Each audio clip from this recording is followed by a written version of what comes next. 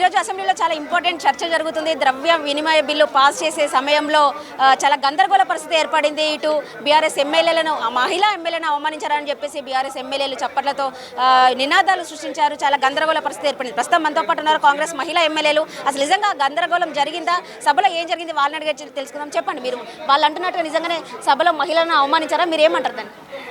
ఖచ్చితంగా లేదండి. మామూలుగా మాట్లాడుతూ రేవంత్ రెడ్డి గారు అన్న మాటలని వాళ్ళు వక్రీకరించారు.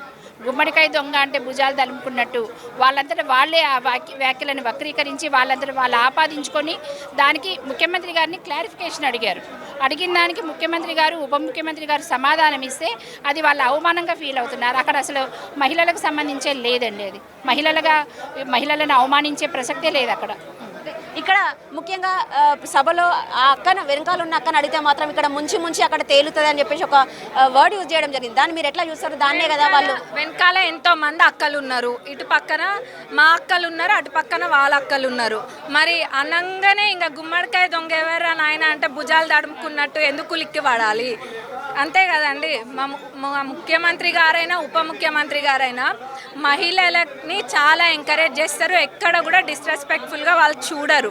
ఎందుకంటే మమ్మల్ని కూడా ఎక్కడైనా కానీ సభలో కూడా మాకు ఫస్ట్ అవకాశం ఇవ్వమంటారు. అన్నలందరూ సరే మనం అమ్మాయిలమైనా అయిపోయేది, వీళ్ళకి అసలు మాట్లాడమని ముందే అవకాశం ఇస్తుండ్రు అంటారు.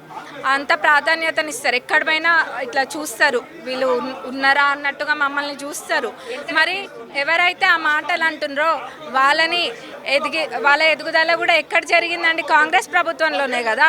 రాజశేఖర్ రెడ్డి గారి హయాంలో ఆ ఇద్దరు అక్కలు అంటున్నారు కదా మీరు, సబితా ఇంద్రారెడ్డి గారైనా సునీత లక్ష్మారెడ్డి గారైనా ఇద్దరు కూడా అప్పుడు రాజశేఖర్ రెడ్డి గారి హయాంలో అప్పుడు వాళ్ళని మంత్రుల్ని చేసిండ్రు కదండి. అట్లా చేసే ఉద్దేశమే కనుక కాంగ్రెస్ పార్టీకి ఉంటే మంత్రులను చేస్తారా? చేయరు కదా. ముఖ్యంగా మేము ఏదైతే నిన్న ఫస్ట్ టైంలో అసలు మహిళా మంత్రికి అవకాశమే ఇవ్వలేదు. మా దాంట్లో చూసిండ్రు కదా, ఇప్పుడు ఇద్దరు మహిళా మంత్రులు ఉన్నారు. మరి మొన్న మా సీతక్కను పట్టుకొని నాలెడ్జ్ లేదన్నారు. మేము కూడా పోవాలా అట్లా? But we don't want to play women card. We are very clear about that. ముఖ్యంగా నిన్న ఏదో లా అండ్ ఆర్డర్ మిస్ చేస్తున్నారు, ఖచ్చితంగా అది ఒక ఫాలో అవ్వట్లేదు అని చెప్పేసి నేను మాట్లాడిన మాటలని నన్ను టార్గెట్ చేస్తూ ప్రతిసారి పార్టీ మారిన ఎమ్మెల్యేలు అని చెప్పేసి ప్రతిసారి నన్ను టార్గెట్ చేసి మాట్లాడుతున్నారని చెప్పేసి ఈరోజు సబితా ఇంద్రారెడ్డి మాట్లాడింది. కొద్దిసేపటి క్రితం కూడా నేను అనవసరంగా వచ్చాను అసెంబ్లీకి అన్నట్టుగా కర్మకాలి వచ్చాను అనే కొన్ని పదాలు కూడా యూజ్ చేసిన సందర్భం. దాన్ని మీరు ఎట్లా చూస్తారు?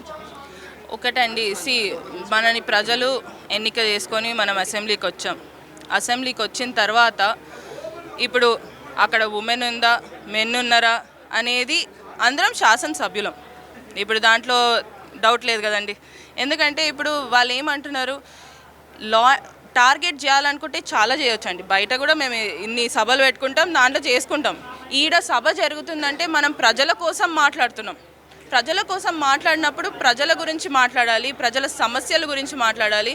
మేము ఈరోజు అధికారంలో ఉన్నామండి, అపోజిషన్ గొంతు ఎక్కడ నొక్కామండి చెప్పండి? అసలు గొంతు నొక్కకుండా ఈరోజు వాళ్ళకి టైం 2 గంటలు ఈరోజు కేటీఆర్ గారు మాట్లాడితే కూడా మేము ఒక్కరం కూడా ఏమనలేదండి.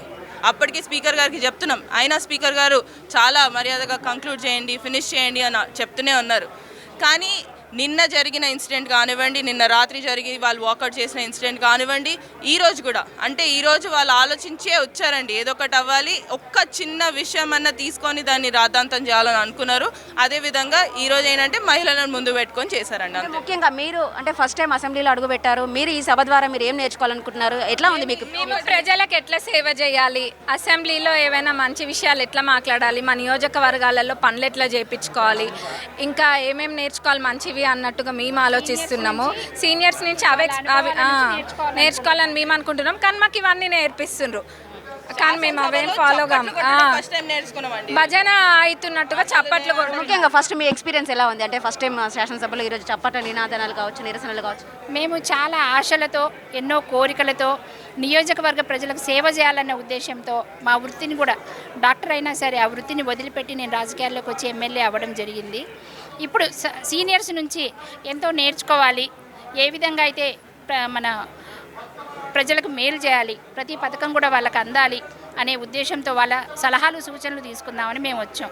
కానీ ఇక్కడ జరిగే చూస్తే మరి పూర్తి వ్యతిరేకంగా ఉంది. మేము ఏది మాట్లాడినా కూడా రామ అన్నా కూడా భూతపదంగా వాళ్ళు అలా వక్రీకరించి ప్రతిదానికి గొడవ చేయడము, వాళ్ళు పోడియం దగ్గరికి వెళ్ళడము, కింద కూర్చోవడము, చప్పట్లు కొట్టడము, ఇలాంటివన్నీ చూస్తూ ఉంటే మాకు చాలా బాధగా ఉంది.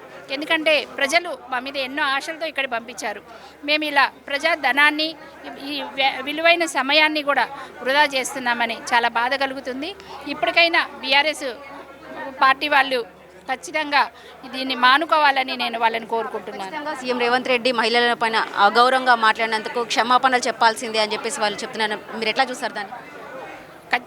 సీఎం రేవంత్ రెడ్డి గారు, బట్టి విక్రమార్క గారు కానీ ఎవ్వరు, అసలు కాంగ్రెస్ వాళ్ళు ఎవరు కూడా మహిళల పట్ల అగౌరవంగా ప్రవర్తించలేదు, ఇక ముందు కూడా ప్రవర్తించరండి. జరగని దాని గురించి వాళ్ళు క్షమాపణ చెప్పే ప్రసక్తే లేదు. ఎందుకంటే మేము కూడా మహిళలమే, మమ్మల్ని ఎంత మంచిగా చూసుకుంటారు, ఎంత అన్ని విషయాల్లో మమ్మల్ని ప్రోత్సహిస్తున్నారు, ప్రతి దాంట్లో కూడా మాకు నేర్పించడం ఇవన్నీ చేస్తున్నారు. ఇలాంటి కాంగ్రెస్ పార్టీ మరి మహిళల పట్ల అగౌరవంగా ప్రవర్తిస్తుందంటే ప్రజలు ఎవరు నమ్మరు. ఇది మొత్తానికి ఏదైనా పార్టీ ఖచ్చితంగా మహిళలకు ప్రాధాన్యత ఇస్తుందా అంటే అది కేవలం కాంగ్రెస్ పార్టీ అని చెప్పేసి కాంగ్రెస్లో మొదటిసారి అసెంబ్లీలో అడుగుపెట్టినటువంటి మహిళా ఎమ్మెల్యేలు చెప్తున్న పరిస్థితి కనబడుతుంది. ఈరోజు కూడా మహిళలను అగౌరవపరిచే విధంగా ఎలాంటి సంఘటన జరగలేదు, కేవలం వాళ్ళు ఊహాజనితంగా వక్రీకరించి వాటిని క్రియేట్ చేసిన పరిస్థితి కనబడుతుంది అని చెప్పేసి వాళ్ళు చేసిన మాటలు ఏమీ లేదు, అక్కడ ఇక్కడ అని చెప్పేసి వాళ్ళు ఊహించుకొని గుమ్మడికాయలు దొంగ ఎవరంటే భుజాలు దర్పుకున్నట్టుగా ఉంది అని చెప్పేసి ఇక్కడ ఉన్నటువంటి మహిళా నేతలు చెప్తున్న పరిస్థితి కనబడుతుంది.